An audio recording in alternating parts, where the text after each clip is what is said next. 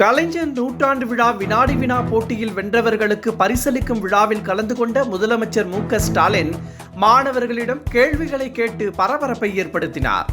பரிசுகளை வழங்கிய அவர் மானமும் அறிவும் மனிதனுக்கு அழகு என கூறியது யார் என்றும், தனது சமூக சீர்திருத்த பணிகளுக்கு பெரியார்தான் முன்னோடி என கூறியது யார் என்றும் கேட்டார்.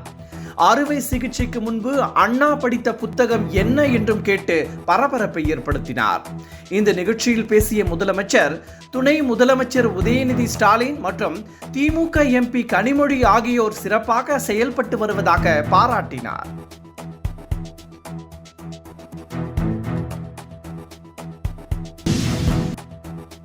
மதுரை அரிட்டாப்பட்டியில் டங்ஸ்டன் சுரங்கம் அமைக்க அரசு அனுமதி அளிக்காது என்று அமைச்சர் மூர்த்தி திட்டவட்டமாக தெரிவித்துள்ளார்.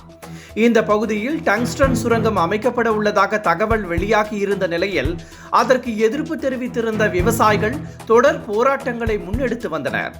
அரசியல் கட்சி தலைவர்களும் இதற்கு எதிர்ப்பு தெரிவித்து வந்தனர். இந்த நிலையில் இது குறித்து விளக்கம் அளித்துள்ள அமைச்சர் மூர்த்தி, டங்ஸ்டன் சுரங்கம் அமைக்க அரசு அனுமதி வழங்காது என்றும், மக்கள் விரும்பாத திட்டங்களுக்கு ஒருபோதும் அனுமதி வழங்கப்பட மாட்டாது என்றும் தெரிவித்துள்ளார்.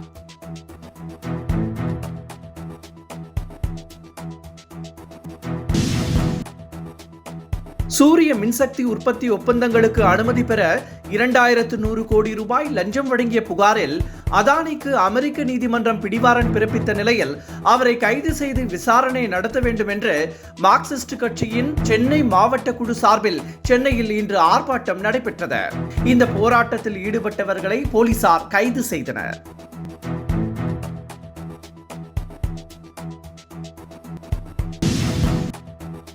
தனது மகனின் திருமண பத்திரிகையை வழங்கவே பாஜக எம்எல்ஏ நயினார் நாகேந்திரனை சந்தித்ததாக அதிமுக முன்னாள் அமைச்சர் எஸ்பி வேலுமணி விளக்கம் அளித்துள்ளார்.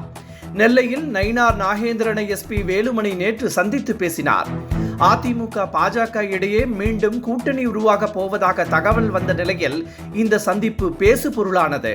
இந்த நிலையில் இதுகுறித்து விளக்கம் அளித்துள்ள எஸ்பி வேலுமணி, தனது மகனின் திருமண நிகழ்ச்சிக்கு அழைக்கவே நயினார் நாகேந்திரனை சந்தித்ததாக கூறியுள்ளார்.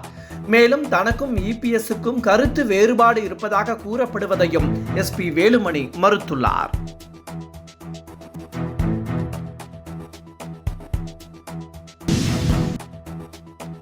ஏஆர் ரஹ்மான் அவரது மனைவி சாய்ரா பானு பிரிவதாக அறிவித்ததை அடுத்து அது தொடர்பாக ஆதாரமற்ற தகவல்களையும் செய்திகளையும் சமூக ஊடகங்கள் வெளியிட்டு வருகின்றன. தனது குடும்ப விவகாரங்கள் குறித்து அவதூறு கருத்துக்களை பதிவிட்ட சமூக ஊடகங்கள் அதனை நீக்க வேண்டும் என்று ஏஆர் ரஹ்மான் நோட்டீஸ் அனுப்பியுள்ளார்.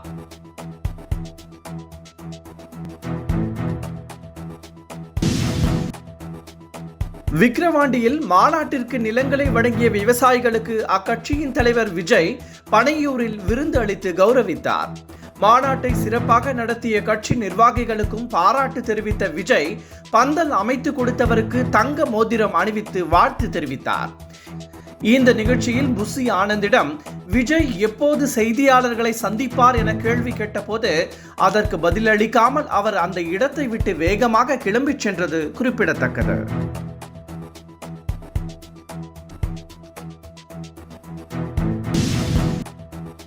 தெற்கு அந்தமானில் வளிமண்டல மேலடுக்கு சுழற்சியால் காற்றழுத்த தாழ்வு பகுதி உருவாக்கி உள்ளது. இது வடமேற்கில் நகர்ந்து காற்றழுத்த தாழ்வு மண்டலமாக வலுப்பெறும் என்று சென்னை வானிலை ஆய்வு மையம் தெரிவித்துள்ளது. இதன் காரணமாக தமிழகத்தில் இன்றும் நாளையும் மிதமான மழையும், நாளை முதல் வரும் 25ஆம் தேதி வரை பல மாவட்டங்களில் கனமழையும் பெய்யக்கூடும் என்றும், வரும் 25ஆம் தேதி மயிலாடுதுறை, நாகை, தஞ்சை, திருவாரூர் உள்ளிட்ட மாவட்டங்களில் மிக கனமழை பெய்யக்கூடும் என்றும் வானிலை ஆய்வு மையம் தெரிவித்துள்ளது.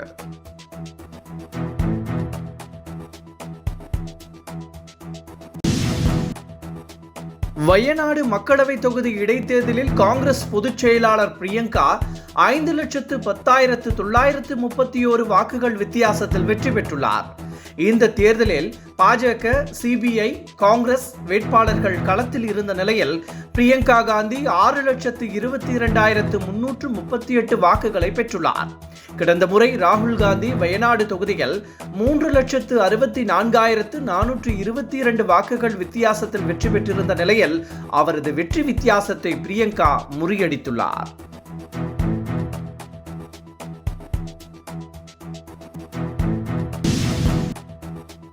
ஜார்க்கண்ட் மாநிலத்தில் ஆளும் JMM தலைமையிலான கூட்டணி வெற்றி பெற்று ஆட்சியை தக்க வைத்துக் கொண்டுள்ளது. இதன் மூலம் ஹேமந்த் சோரன் மீண்டும் முதலமைச்சராகிறார்.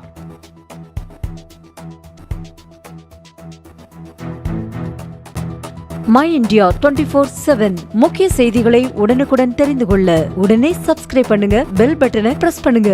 என்றும் உங்களுடன் My India.